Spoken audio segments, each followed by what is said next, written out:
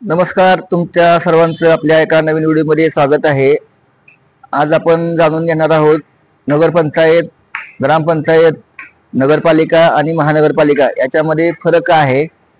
तर ज्या गावची लोकसंख्या 10,000च्या म्हणजे मतदान हे 10,000च्या कमी असतं, 1 ते 10,000च्या मध्ये असेल तिथं ग्रामपंचायत असते। जिथं 10,000 ते 25,000च्या मध्ये मतदान असतं तिथं नगरपंचायत होते।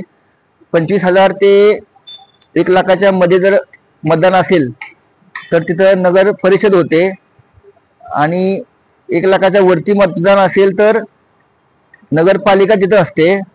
तर आणि 1,00,000च्या वरती म्हणजे 3,00,000च्या वरती जर असेल मतदान तर तिथं महानगरपालिका होते, अशी माहिती माझ्या अंदाजात आहे।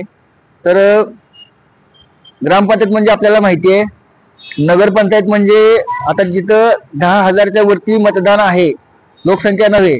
आता मोहोळ तालुक्यातील नगरपंचायत अनगर नगरपंचायत ही ह्या गावची लोकसंख्या ही 11,000च्या पेक्षा जास्त मतदान असल्यामुळे तिथं नगरपंचायत झाली। नगर परिषद म्हणजे काय की अकलूज सारखी जी शहर आहेत, जी विकासात्मक विकसनशील आहेत, तिथं नगर परिषद असते। नगरपालिका म्हणजे पंढरपूर नगरपालिका, जिथं 1,00,000पेक्षा जास्त मतदार आहेत ती पंढरपूर नगरपालिका।